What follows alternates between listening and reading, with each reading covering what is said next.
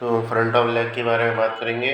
Front of leg के बारे में बात करके चलें तो सबसे पहले मैं बात करूँगा लेग को 3 कंपार्टमेंट में बांट सकते हैं मोटे तौर पे। एंटीरियर कंपार्टमेंट, लेटरल कंपार्टमेंट और हमारा पोस्टीरियर कंपार्टमेंट। तो ये हमारी हो गई फिबुला, ये हो गई हमारी टिबिया लंबी सी। इनके बीच में जो नम जोड़ती है मेम्ब्रेन, इंटरऑस्सेस मेम्ब्रेन है।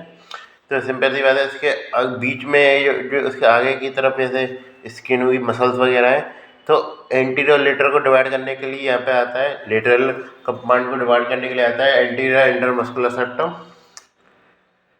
फिर आता है यहाँ पे लेटरल और पोस्टीरियर कंपार्टमेंट को डिवाइड करने के लिए पोस्टीरियर इंटरमस्कुलर सेप्टम, और पोस्टीरियर और एंटीरियर को डिवाइड करने के लिए इंटरऑस्सेस मेम्ब्रेन तो है ही है। तो इसी प्रकार हमारे कंपार्टमेंट बन जाते हैं इस तरीके से। ये एंटीरियर कंपार्टमेंट,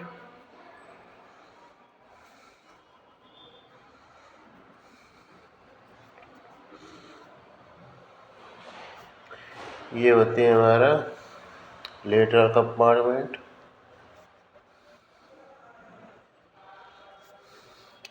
ये होता है हमारा पोस्टीरियर कंपार्टमेंट।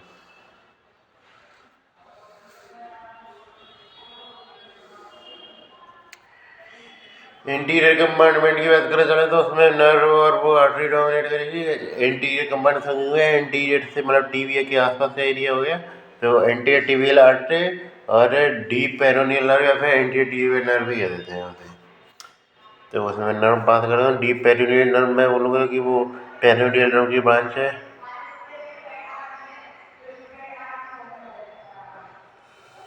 मैं डीप पेरिनियल नर्व शब्द यूज़ करूँ कि ब्रांच है, उसके आधार पर टीबिया वाली ब्रांच वो बिल्कुल प्रॉपर अलग आती है सियाटिक नर्व से।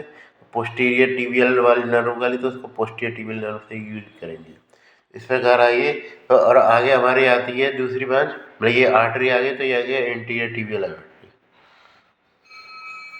लेटरल कंपार्टमेंट में हमारे नर्व जो डोमिनेट करते हैं वो आते हैं सुपरफिशियल पेरिनियल नर्व।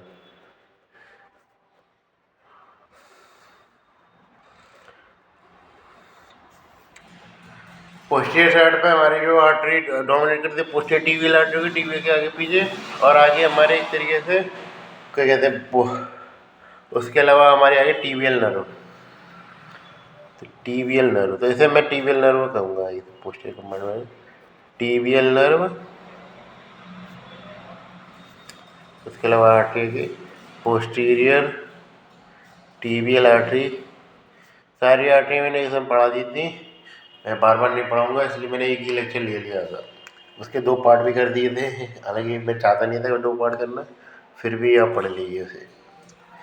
इसमें बात करके चले, रेटिकुलम होता है, फिर रेटिकुलर फेशिया रहता है, ये तो एक ऊपर के पीछे रेटिकुलर फेशिया रहते हैं। रेटिकुलर फेशिया में बात करते हैं 3 प्रकार के मिलेंगे आपको। एक तो सुपीरियर और इन्फीरियर एक्सटेंसर रेटिकुलम, सुपीरियर और इन्फीरियर पेरिनियल रेटिकुलम और फ्लेक्सर रेटिकुलम। तो सबसे पहले मैं बात करके चलूँगा एक्सटेंसर रेटिकुलम की। तो एक्सटेंसर रेटिकुलम का सुपीरियर और इन्फीरियर 2 पार्ट आ जाते हैं। Superior reticulum, superior extensor reticulum में बात करें लेटर साइड से तो ये जुड़ा रहता है लेटर मेलियोलर से, और सुपीरियर साइड में बात करके चलें तो उससे जुड़ा रहता है मीडियम मेलियोस अपर पार्ट से, यानी कि टीबिया के शाफ्ट से जुड़ा रहेगा। इन्फीरियर रेटिकुलम की बात करके चलें, इन्फीरियर रेटिकुलम कैपिटलम से जुड़ा रहता है इस तरीके से, और मतलब उसके साइड के कहते हैं लेटरल साइड में। और यदि इसके अपर साइड बात करके चलें तो ये एक तरीके से एक साइड से तो ये मीडियल मेल्यूलस से जुड़ा रहता है, और जो लोअर हेड है इसका वो जुड़ा रहता है इस तरीके टिबियलिस एंटीरियर के टेंडन से।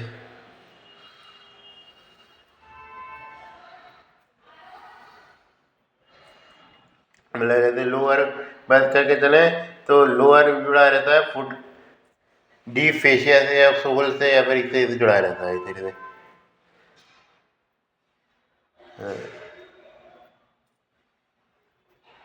ये चीज हो गई। अब इसकी ये इतना ज़्यादा कुछ खास है, मतलब ऐसे आप याद कर लेना, एक सुपीरियर एक्सटेंसर रेटिनाकुलम और डीप एक्सटेंसर रेटिनाकुलम। फिर मेन हम सब सीधे सीधे पोस्टम्ब एक्सटेंसर कंपार्टमेंट की मदद से। तो जो एक्सटेंसर रेटिनाकुलम का थोड़ा सा मैं व्यू दे देता हूँ, उसमें सारी रेटिनाकुलम की मैं चर्चा मैं ही करते रहूँगा।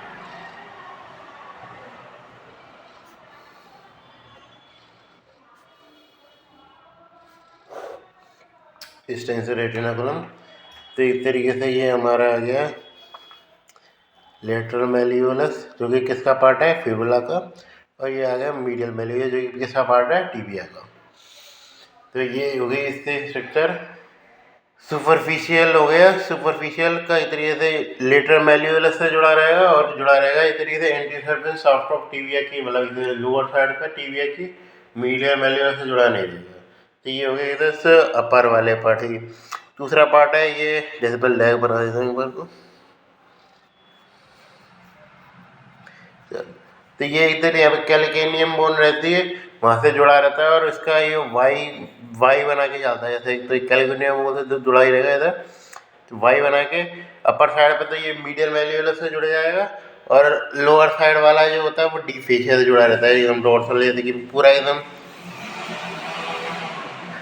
जैसे यहाँ पे खत्म हो गया तो बिल्कुल पीछे जाके जुड़ता है। स्ट्रक्चर कौन कौन सी बात होती है ध्यान रखना। तो सबसे लेटरल में आता है, उसके बात करके चले, वो आता है tibialis anterior muscle. Tibialis anterior muscle, में मसल का नाम लिखूंगा, उसके बारे में चर्चा भी करूंगा।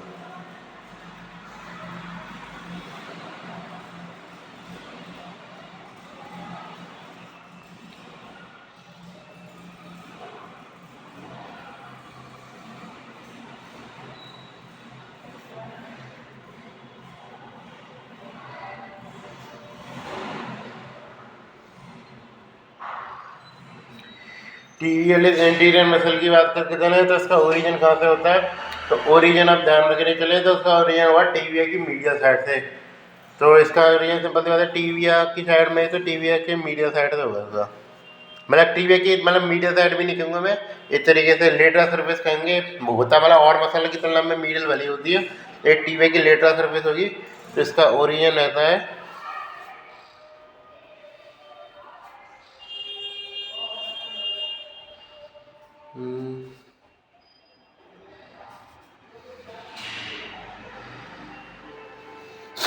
इससे वो जो रहता है इंटरऑसियस मेम्ब्रेन रहती है ओरिजिन वाली। इंसर्शन क्या रहेगा, इंसर्शन ये रहेगा कि बेस मान लीजिए फर्स्ट मेटाकार्पल का,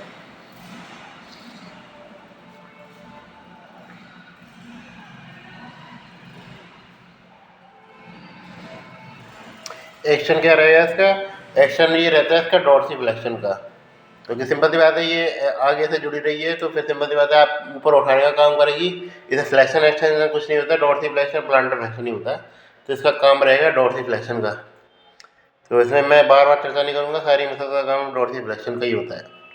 इसमें ये पीछे जुड़ी रही है तो इसलिए फेलेनियल जॉइंट पे इससे कोई काम होगा नहीं, क्योंकि सिंपल सी बात है बिल्कुल बेस पे जुड़ रही है।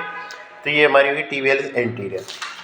और स्ट्रक्चर की बात करके चले तो और स्ट्रक्चर कौन सी आ रही थी, एंटीरियर सरफेस पे बात कर रही है। एंटीरियर सरफेस में मैंने बताया डीप पेरिनियल नर्व और आ रही थी, और कौन सी आ रही थी, एंटीरियर टिबियल आर्टरी आ रही थी। तो वो उसके बाद आती हैं। तो ये आ रही है हमारी anterior tibial artery, deep peroneal nerve. क्रम आप ध्यान रख सकें, इतना नाम पता होने जरूरी होते हैं। एंटीरियर टिबियल आर्टरी,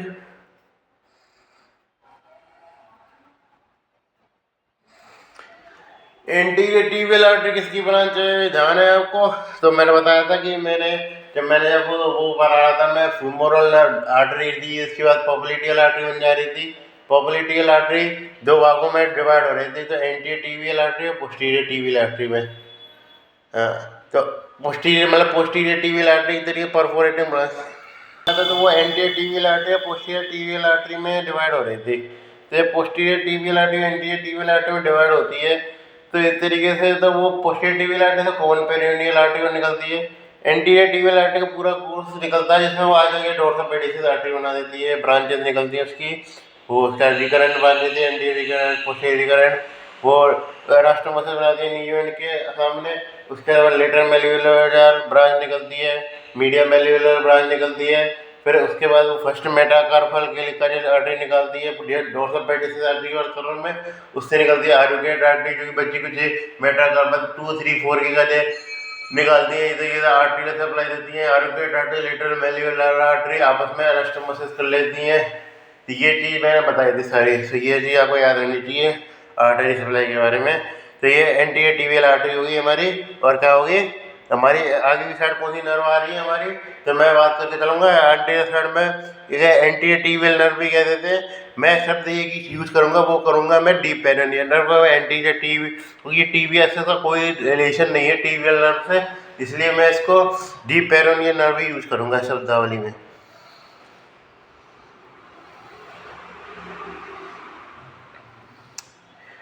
फिर हमारी एक और मसल आती है काफ़ी बड़ी, वो आती है जिसका नाम है हमारा एक्सटेंशन डिजिटोरम लॉन्गस।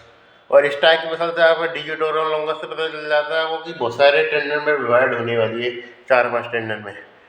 तो हमारी आती है फिर एक्सटेंशन डिजिटोरम लॉन्गस, जो कि एक तरीके से बड़े टेंडन के रूप में चलेगी। और ये जो क्या कहते हैं ये इंफीरियर बैंड है वहाँ पर डिवाइड हो जाएगी बहुत सारे छोटे छोटे 5-6 पार्टों में, 4 पार्ट रहते हैं, मतलब 4 टेंडन में डिवाइड हो जाएगी। और ये बनाएगी हमारे एक्सटेंशन डिजिटोरम लॉन्गस। इसका ओरिजिन इंसर्शन की बात करें, कौन सी मसल है हमारी, एक्सटेंशन डिजिटोरम लॉन्गस।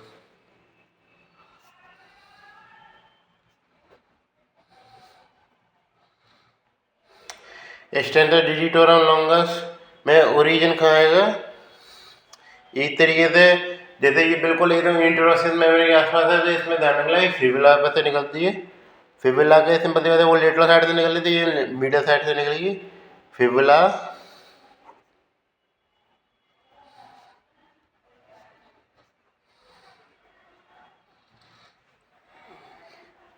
फिबुला की मीडियल साइड से निकलेगी।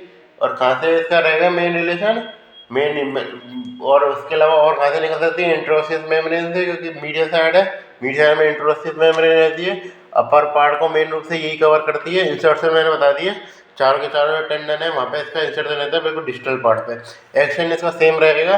कौन क्या एक्शन रहेगा इस तरीके से, इसका एक्शन रहेगा इस तरीके से एक्सटेंशन करना, क्योंकि सिंपल मतलब कि जैसे डोर्सिफ्लेक्शन तो है ये, उसके अलावा एक्सटेंशन कर सकती है फेलेंडी से, क्योंकि बिल्कुल एकदम डिस्टल साइड में जा रही है। तो फेलेंडी से एक्सटेंशन करने का काम रहेगा, और क्या काम रहेगा डोर्सिफ्लेक्शन, जो कि सभी मसल्स का काम रहता है। नर्व सप्लाई भी कॉमन रहेगी, समझिए डीप पेरिनियल नर्व ही सप्लाई रहती है, तो इसलिए मैं बता नहीं रहा हूँ। 2 मसल और आती है हमारी, वो आती है, एक हमारी आती है क्या कहते हैं एक्सटेंशन हेसोसिस लॉन्गस।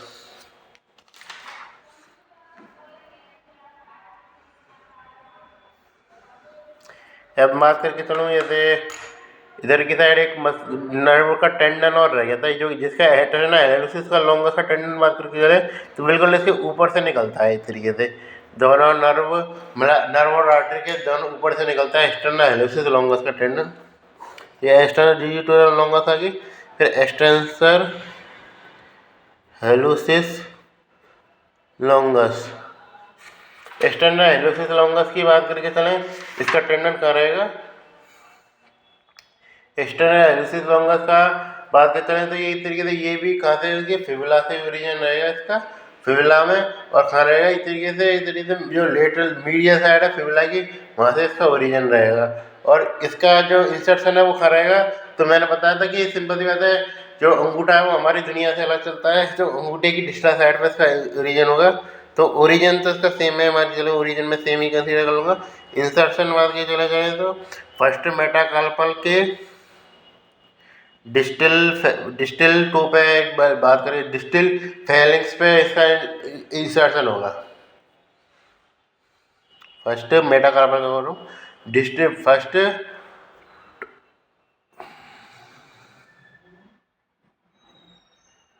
मेटाकार्पल नहीं मेटाटार्सल करेंगे, इधर डिस्टल फेलिंक्स कहेंगे, डिस्टल फेलिंक्स फिर इंसर्शन होगा एक्सटर्नल हेलुसिस लॉन्गस का। लास्ट में एक मसल बच गई हमारे, वो बच गई हमारी पेरोनियस पोर्नेटा टेरिस, जिसका मसल का ओरिजिन होता है वो जस्ट नीचे होता है एक्सटर्नल डिजिटल लॉन्गस से, और वह बिल्कुल एकदम बेस पे आती है लिटिल फिंगर के। बेस पे कौन सी मसल जा रही थी पहले हमारे, फर्स्ट के केस में टिबियलिस एंटीरियर जा रही थी, और ये आ रही है हमारे पेरोनियस टेरिस। तो लास्ट मसल आ गई हमारी पेरोनियस टेरिस।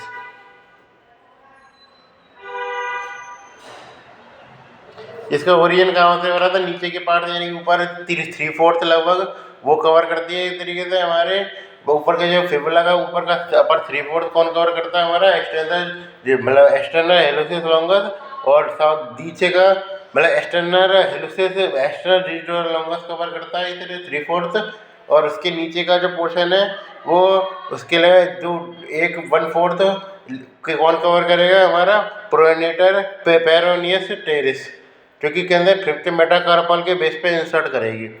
कौन सी जगह होती है? बेस ऑफ फिफ्थ मेटाकार्पल, इसके बेस पे इंसर्ट करेगी। तो ये रहते हैं हमारे इसके ओरिजिन इंस्ट्रक्शन। बाकी की बात हम अगले लेक्चर में करेंगे।